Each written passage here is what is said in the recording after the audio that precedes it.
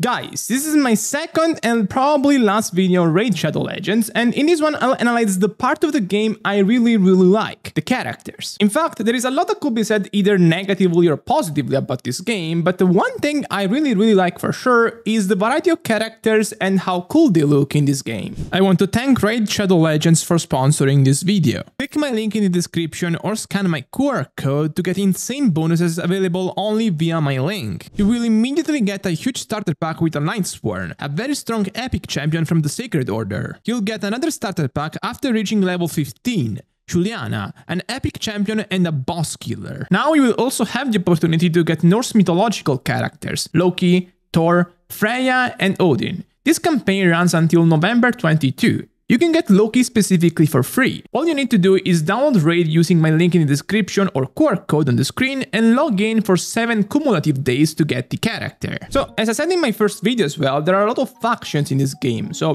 groups, like clans that determine the characteristics of the characters that are in it. There are 15 clans in total. Each faction has its own specific traits. Like, for example, the Banner Lords are basically the knights of this game, and they're characterized by chivalry, honor, and loyalty to their monarch. The monarch in question is Androck, this guy, and basically the whole shtick with him is that he grew up with a lion and he made it his whole persona for some reason. So the cool thing I noticed about this game is that the leader of each faction has 2 forms. Like, this is the base form and this is the transformed form. Like, look at that, transforming, and now he has a lion on his head. Cool. Naturally, in most cases, the other characters of the factions don't have nearly the same level of design or coolness as the main guy, because they're also lower rarity characters in general. Even then, they have pretty extensive lore. Like, look at this is a whole wall of text, and it might be a bit heavy to go through all of this for each character to learn about them, but the thing is, at its core, it's a pretty simple premise. Like, they're just knights, and they're loyal, and then they're honorable, and that's it. Although I must say, even though they're lower rarity ones, there are some that are pretty cool, like this old guy in an armor, or this dude with a black armor that reminds you of a dragon. But yeah,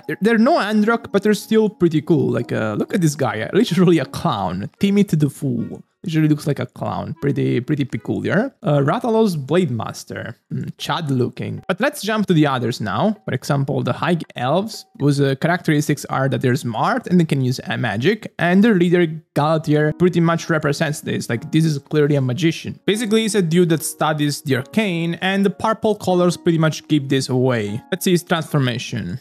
Let's go.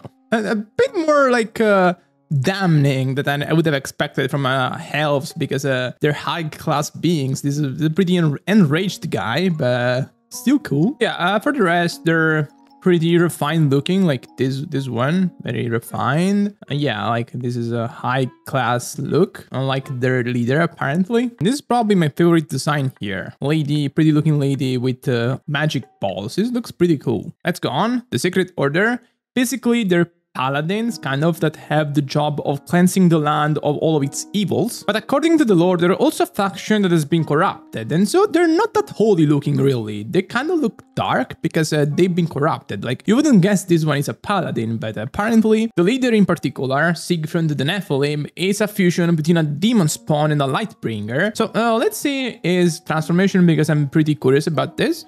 Damn. Yeah, this pretty much gives it away that he's a demon with like the wings that are pretty demonic looking, and also the flames.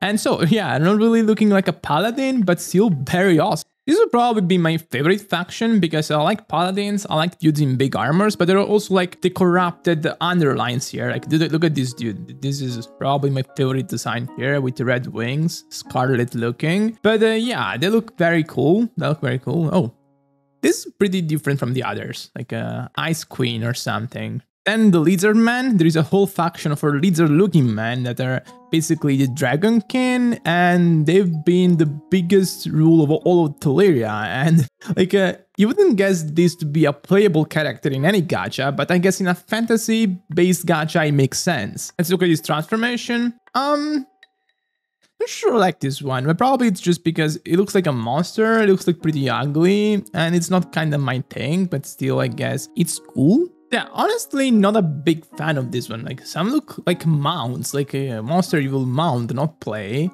Like this one as well, pretty similar looking to the other one. And yeah, not my thing. Oh, the Demon Spawn faction. I think this is the faction that is half of Siegfried's origin. Yeah, he's half Demon Spawn. Even though these look like monsters, I like them better than the lizard class because they at least look like more refined monsters. Like, yeah, they're ugly looking in a way, but still pretty cool and refined. There are 2 leaders here that can transform, so let's look at them. So this chubby dude, let's see what he becomes. An even chubbier dude, that's crazy. Kind of looks like the Joker with the green hair and the smile. Pretty interesting look. Then this other guy that I pretty much like the base form of too, but let's see the transformation now. This is pretty great looking. Kind of looks like Diablo. Kind of giving me a nostalgia feeling here. Then these 2 dudes that are basically the same person with a different skin. Okay, yeah. Pretty much demon looking characters. Pretty evil here. The Dark Elves are basically the outcast of the High Elves, so they're not as refined looking. Aphidus the High Lord. This one kind of looks like a mix between an orc and an elf, so it's pretty interesting. The transformation. What? How is this a transformation of this dude? Like, what the? Wait, how does it go from here to this? What the fuck? Others are more normal looking, like they look like elves and not like a crab. But yeah, that shocked me a bit, honestly. Then we can find the Knights relevant, Disciples of the Death called, and you can see this from their pale looking appearance. Kind of remind me of the enemies in Dune 2 because they're pale looking. I'm curious of the transformation of this one. Give me death. Not sure this is what I expected, probably because of the blue color, azure color. I would have expected more like a red that symbols death because it's blood red. But I guess it's still cool, just not what I expected. Night Queen Crixia. Okay, let's see more. Orcs, pretty straightforward, they're just orcs. This one looks pretty cool. See the transformation. I don't know, just armors up. I guess it's cool, like the dragon armor. Let's see the other leader, probably his wife or something. Garel Blood. See the transformation? No, this one has a cooler transformation to me. Yeah, double wielding weapon too. Let's see the undead, pretty much gives it away. The faction name pretty much gives away what they are. They're dead people walking, still walking for some reason. The Calamitous is the leader. Yeah. Let's see. A skeleton. Not sure what I expected, but yeah. As far as a skeleton goes, this is as cool as it can look, pretty much. In the latest update, we're also getting the Norse mythology characters, so Thor, Loki, Odin. It's a very popular type of mythology, so I'm sure a lot of you will be interested. But yeah, there are a lot. If I had to pick a favorite one, again, it would be the Sacred Order because I like the half demonic, half paladin looking. I think it's a pretty interesting mix. Make sure to let me know in the comments which one of them you like the most as well. I want to thank Raid Shadow Legends for sponsoring this video. Click my link in the description or scan my QR code to get insane bonuses available only via my link. You will immediately get a huge starter pack with a Lightsworn, a very strong epic champion from the Sacred Order. You'll get another starter pack after reaching level 15, Juliana, an epic champion and a boss killer. Now you will also have the opportunity to get Norse mythological characters, Loki, Thor, Freya and Odin. This campaign runs until November 22. You can get Loki specifically for free. All you need to do is download Raid using my link in the description or QR code on the screen and log in for 7 cumulative days to get the character. And bye bye!